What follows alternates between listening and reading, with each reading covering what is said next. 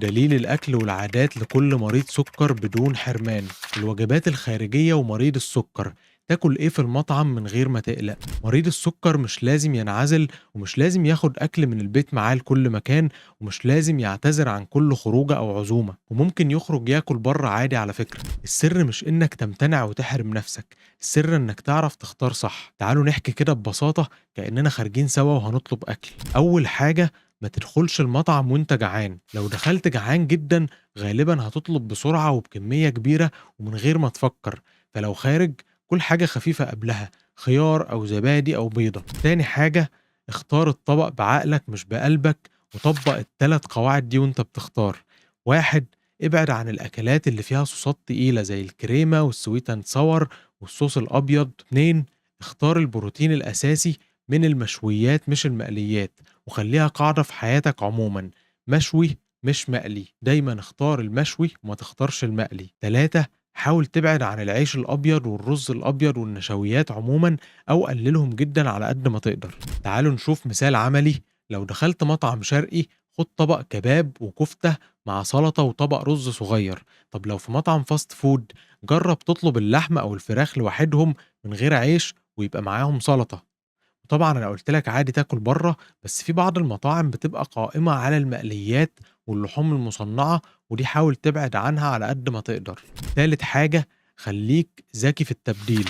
بدِّل البطاطس المحمّرة بخضار سوتيه، أو بدِّل العصير بمَيّة، بدِّل المشروبات الغازية بالمياه الفوّارة، بدِّل العيش الأبيض بعيش أسمر أو بلدي لو متاح، بدِّل الطبق الكبير بطبق جانبي أو بكميات أقل.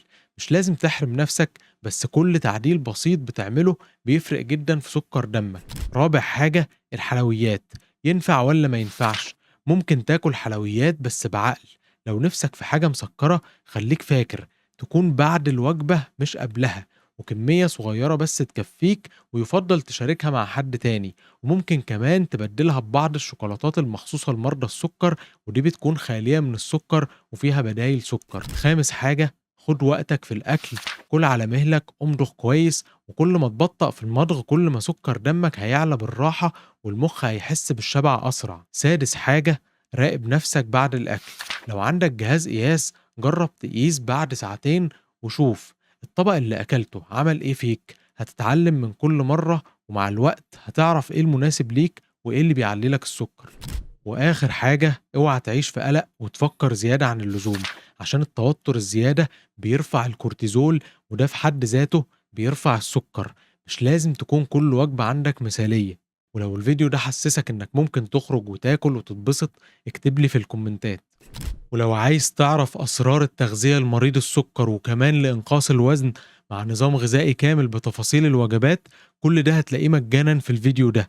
ولو استفدت من الفيديو، تابعني وفعل الجرس عشان هنزل كل أسبوع فيديو فيه نصايح مخصوصة لمريض السكر، من أول العناية بالجانب النفسي لمرض السكر، وشرح التحاليل الطبية والمكملات الغذائية المناسبة، لحد تطلب إيه من المطعم أو في العزومة لو هتاكل بره.